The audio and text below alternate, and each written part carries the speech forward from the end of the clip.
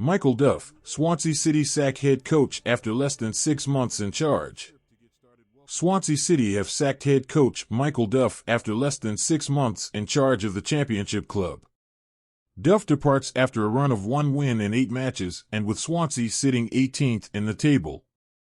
The 45-year-old had endured a difficult spell as Swansea boss, with the club struggling to find consistency this season. Martin Paterson has also left, with his fellow assistant head coach Alan Sheehan becoming caretaker boss. Sheehan will start his temporary tenure on Saturday, as Swansea go in search of a first win in 5 league games at second-bottom Rotherham United. Duff's brief reign began with a 7-game winless streak in the league, including a miserable derby defeat at Cardiff City, before a run of 4 straight wins lifted his side into the top half of the table. But they have since taken 6 points from a possible 24, a worrying run which has cost Duff his job. The former Cheltenham Town and Barnsley boss was booed by sections of Swansea's support after last Saturday's draw with Huddersfield. Swansea City said the process to appoint a new head coach is already underway. Duff left League One Barnsley to take over at Swansea in June following former boss Russell Martin's move to Southampton, signing a deal with the Swans until 2026. The Welsh club made a host of changes behind the scenes, and there was a major overhaul of the playing squad, with chairman Andy Coleman, who took up his role in May, suggesting Duff's side should be capable of challenging for promotion. However, Swansea are only 5 points clear above the relegation zone, having won just 5 of their 19 league games this season. Swansea's style of play under Duff has been criticized, with the club moving away from the possession game, which has been key to their successes in recent memory. The former Cheltenham boss has also had an uneasy relationship with Swansea's fans. A learning experience. Club chairman Coleman said, "This was a very difficult decision and one that was given considerable thought and attention. I acknowledge that there has been a significant amount of change at the club, both on and off the pitch, during Michael's tenure. I consistently asked for patience as we gave him time to implement his plans and bring the squad together.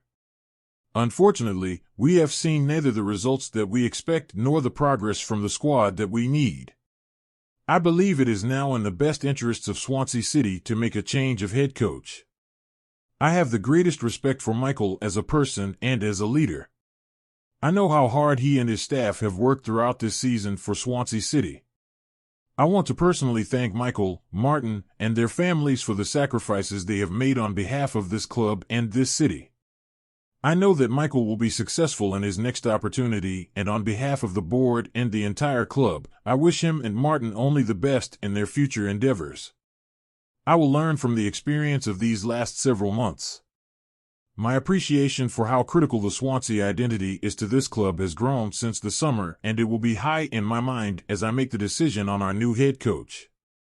From day one, Duff appeared to be wrong for Swansea." Rob Phillips, BBC Wales football correspondent. So Swansea City's hierarchy have acted to atone for their very own mistake.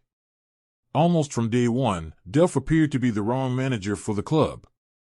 The often mentioned Swansea way is not just a catchy phrase. There have been variations on the theme over the years since the days of Roberto Martinez and Brendan Rodgers. But there is now something in the DNA at Swansea City where style matters, and Duff never appeared to be the correct fit.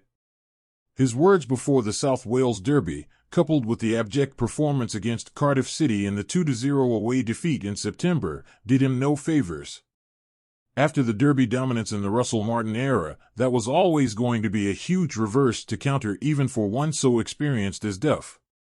A 4-game winning run late in September and running into October appeared to suggest Duff could turn the tide. But even through that time, he struggled to give the side any identity. It was as if he was trying to impose a more direct style on the team, with players who just did not suit that system. He was also less than inspiring in the media, a facet not as important as results, but a key element these days. Chairman Andy Coleman seems to have admitted the style factor was as much to blame as one win in the last 8 league games. You would have thought the Swans football management would have realized that in the summer. Make no mistake, the Swans were heading for the crunch. Had Duff stayed, he would have rightly expected backing in the January transfer window.